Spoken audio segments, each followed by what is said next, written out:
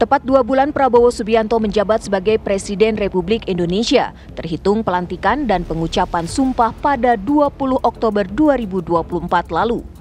Gebrakan demi gebrakan dilakukan mantan Danjen Kopassus ini, termasuk dalam upayanya melakukan penyelamatan uang negara dan berpihak kepada kepentingan rakyat.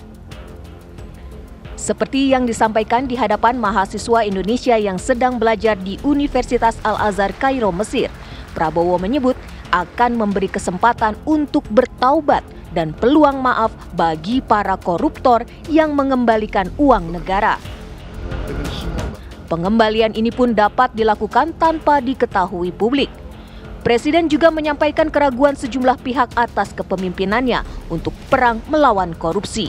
Namun selama 2 bulan menjabat, sejumlah koruptor telah ditangkap. Komitmen perang melawan korupsi kerap disampaikan Presiden di berbagai kesempatan, termasuk di hari pertama usai dilantik. Presiden menegaskan agar para pembantunya bekerja untuk rakyat dan menyatakan perlunya ketegasan dalam membereskan penyimpangan, korupsi, dan kolusi di pemerintahan. Akankah kesempatan yang diberikan Presiden akan membuat para koruptor insaf dan mengembalikan uang yang dikorupsinya? Lalu, bagaimana dengan penegakan hukum bagi para pelaku pencuri uang negara?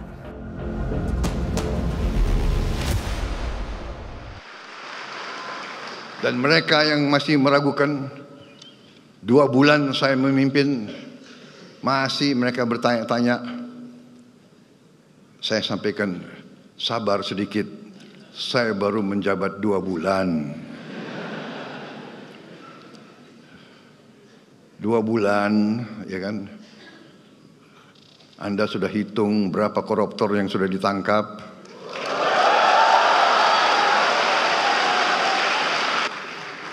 Saya dalam minggu-minggu ini, bulan-bulan ini, saya dalam rangka memberi, apa istilahnya itu? Memberi memberi kesempatan untuk tobat. Hai para koruptor atau yang merasa pernah mencuri dari rakyat, kalau kau kembalikan yang kau curi, ya mungkin kita maafkan. Tapi kembalikan dong. Nanti kita beri kesempatan, cara mengembalikannya bisa diam-diam supaya nggak ketahuan. Mengembalikan loh ya, tapi kembalikan. Kemudian, hai kalian-kalian yang sudah terima fasilitas dari bangsa negara, bayarlah kewajibanmu. Ya. Asal kau bayar kewajibanmu, taat kepada hukum, sudah kita menghadap masa depan. Kita tidak ungkit-ungkit yang dulu. Tapi kalau kau bandel terus, apa boleh buat? Kita akan menegakkan hukum.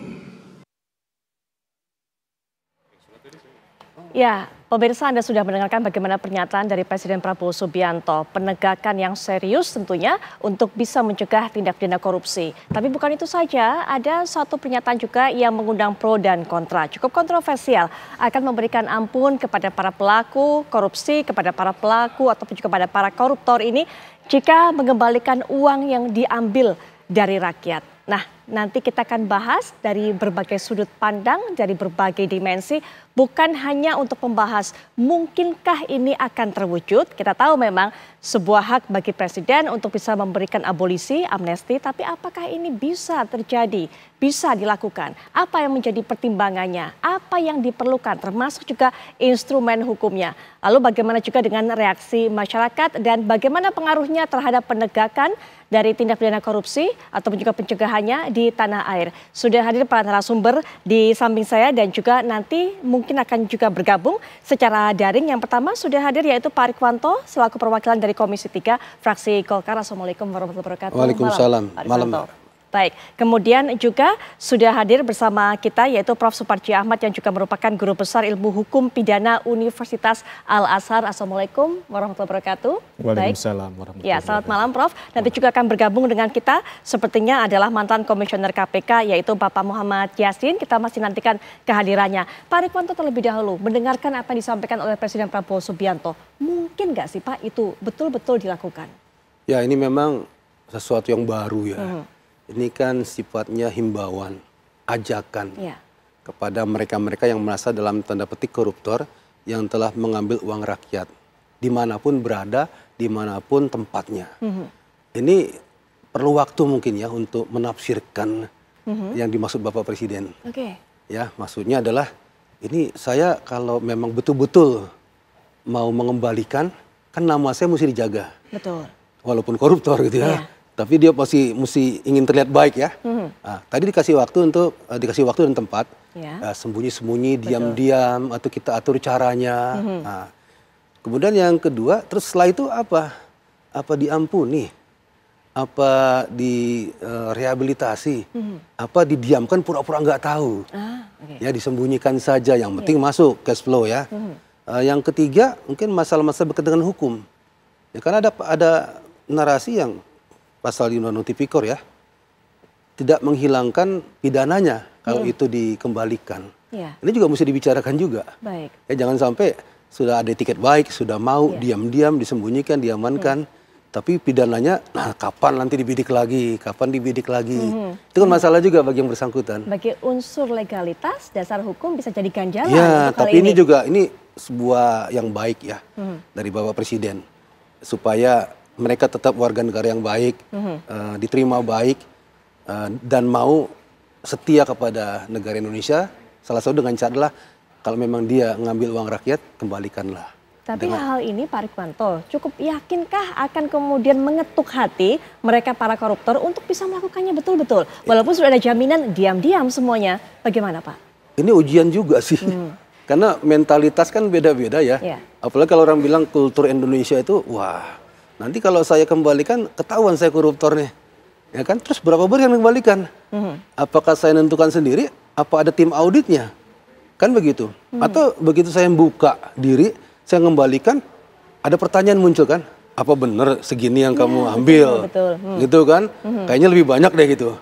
Saya periksa ya. Nah, itu jadi itikat tadi nggak tercapai sebuah keserasian ya antara mau mengembalikan dan mau menyelidiki lebih dalam. Ini juga hati-hati di situ ya. Tapi kita tunggu aja lah, mudah-mudahan himbauan ini gayung bersambut ya. Mekanismenya sambil berjalan kita lihat saja. Baik. Kita siap juga untuk istilahnya sesuatu yang baik kita dukung. Baik, memang perlu waktu Pak untuk mengkaji ulang ini semua, termasuk juga dalam hal mekanismenya seperti apa. Tapi karena ini Prof. Suparji juga menyinggung masalah legalitas, dasar hukum, dan juga melihat bagaimana tindakan pidana korupsi atau Undang-Undang Tipikor ini melihat kemudian salah satu keputusan atau keinginan dari Presiden Prabowo Subianto ini. Pandangan dari Prof. Ya, pertama patut diapresiasi ya, semangat ya, motivasi yang tinggi Bapak Presiden kan untuk mendukung pertumbuhan ekonomi. Karena salah satu sokongan untuk pertumbuhan ekonomi adalah pemberantasan korupsi. Dan ini juga sesuai dengan penandatangan konvensi tahun 2006 dalam konteks pemberantasan korupsi, bahwa penekanan adalah aset recovery. Sejalan dengan semangat KUHP, keadilan rehabilitatif, kehadiran korektif, dan kehadiran restoratif. Demikian pula dalam konteks penegakan hukum pemberantasan korupsi, bahwa tidak dikatakan berhasil dalam konteks pemberantasan korupsi ketika hanya mampu menjarakan orang. Maka akan sangat relevan sekiranya bisa memulihkan kerugian negara. Namun demikian, dalam setiap proses hukum itu harus memperhatikan 3 hal: substansi, prosedur, dan kemenangan. Niat yang baik, substansi yang baik harus dengan prosedur yang baik, dan oleh lembaga yang berwenang untuk itu. Maka dalam hal ini, saya kira memang menimbulkan pertanyaan yang serius adalah, apa yang dimaksudkan dengan koruptor? Apakah mereka yang sudah menjadi terpidana, ataukah mereka yang mencuri uang rakyat tapi masih berkeliaran? Karena 2 hal ini adalah 2 hal yang berbeda. Pada satu sisi, yang sudah mendekam di penjara terpidana dalam konteks pengembalian kerugian negara sudah kena sanksi berupa denda dan uang pengganti. Maka untuk itu, apakah mereka ini masih kekurangan dalam konteks mengembalikan kerugian keuangan negara, sementara sudah dituntut dan sudah diputus oleh pengadilan. Kalau kita cermati, Bapak Menteri misalnya, Menko Hukum itu bahwa mengatakan nanti ngaku akan dikasih amnesti, abolisi, dan akan meminta pertimbangan kepada Presiden, minta pertimbangan kepada DPR. Pertanyaannya adalah siapa yang itu? Apakah mereka yang sudah dipenjara atau apakah mereka yang masih berkeliaran? Nah, ketika yang ada berkeliaran, mekanismenya bagaimana?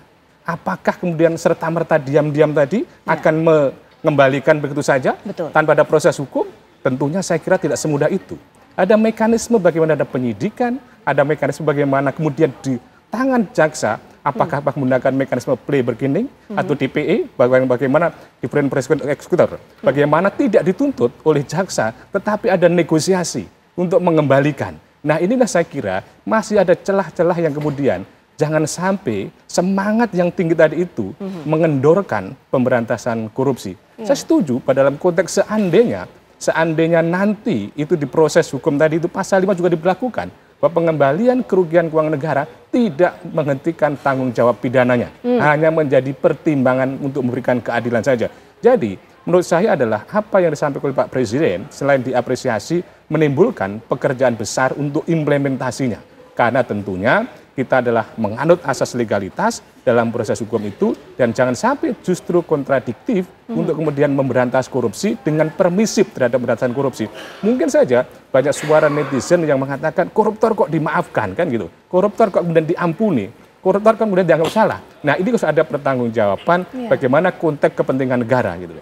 Baik. Ini merupakan niat baik, kita sepakat mengapresiasi hal ini Pak Purwanto. Tadi juga sudah dijabarkan oleh Prof bahwa harus definisikan dulu siapa kemudian koruptor yang tergolong dalam kategori ini, begitu kan? Nah, lalu kemudian mekanismenya seperti apa? Kalau dari pihak DPR sendiri, apakah ada usulan sebenarnya untuk bisa mengimplementasikan hal ini, Pak Purwanto? Kita nggak bisa kerja sendiri ya, pasti melibatkan akademisi, melibatkan praktisi hukum juga, aparat hukum juga. Ya. Ini kalau ibarat adalah mungkin yang datang ya, ini ke siapa ini?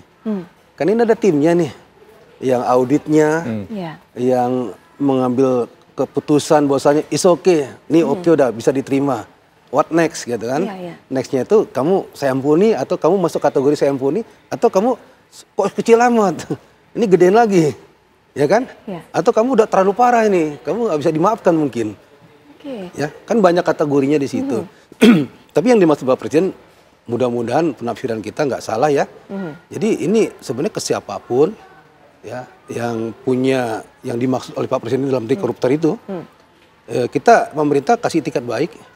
Mereka ayo goyang bersambut untuk Indonesia. Jangan kamu simpan uang hasil korupsi itu, apalagi bawa ke luar negeri, kembalikanlah ke Ibu Pertiwi, kita gunakan untuk kemaslahatan masyarakat Indonesia. Nanti nextnya itu, nah mungkin Pak Presiden lebih banyak perannya di sini kali ya. Mau diapakan. Tinggal masuknya ke substansi hukum yang mana ini kategorinya. Ya tadi mau diampuni, mau diapakan, atau mau dicatat saja dan lain-lain. Ini perlu dibentuklah ke satu meja untuk merumuskan ini ya. Ini siapa yang menerima dan apa acaranya di situ. Catatnya ditaruh di mana. Berapa banyak ya dan sebagainya. Masih ada pekerjaan banyak di sini. Tapi saya yakin sudah mulai ada yang bekerja ya, karena Presiden perintah ya, kebijakan ini pasti sudah ada yang desnya udah jalan ini. Tapi perlu masukan dari berbagai pihak tentunya. Kesulitan ya, silakan Prof. Ya, kita sudah pernah punya pengalaman waktu menerapkan tax amnesty, pengampunan pajak. Betul. Jadi pada waktu itu diduga banyak orang yang kemudian menggelapkan pajak, yang kemudian tidak mau secara terbuka mendeklar tentang berapa pajak sebetulnya. Silahkan saja kemudian akui dan kemudian akan diputihkan yang sebelumnya. Maka apakah pola seperti itu akan digunakan dalam konteks para koruptor ini? Tetapi kan ini saya kan beda. Bah kemudian kalau tax amnesty jelas misalnya wajib pajaknya, mudah diidentifikasi. Tetapi untuk koruptor, siapa yang mengakui koruptor? Siapa yang akan berani mengatakan saya koruptor, saya mencuri uang rakyat, kemudian saya mengakui. Dan kepastian angkanya itu juga itu, akan ditutup-tutupi gitu. Saya sudah membayangkan ada orang tiba-tiba datang ke satu tempat yang kemudian mengakui saya telah mencuri uang rakyat dan ini saya kembalikan. Bagaimana kemudian teknisnya? Nanti akan dicurigai, apa sebetulnya itu? Nah itu kan jadi masalah. Jadi teknisnya saya kira adalah sangat-sangat sebetulnya, mohon maaf saja, ini agak pesimis untuk implementasinya. Kalau kemudian diterapkan bagi yang sudah ada dalam penjara, mereka sudah selesai menjalani vonisnya, apakah masih kurang uang penggantinya atau uang dendanya? Ini saya kira perlu kemudian kajian mendalam apa sebetulnya yang mendorong motivasi Pak Presiden mengatakan tentang itu. Apakah memang melihat fenomena-fenomena bahwa aparat penegak hukum kurang progresif dalam menangkap para koruptor. Padahal akhir-akhir ini sudah cukup banyak. Ada kasus Antam, ada kasus timah, kasus impor, dan sebagainya. Apakah masih ada kekurangan? Saya kira adalah sentilan bagi penegak hukum untuk lebih bekerja keras untuk memberantas korupsi. Karena seperti ada tidak percaya gitu loh tentang bagaimana akhirnya Presiden membuat kebijakan seperti itu.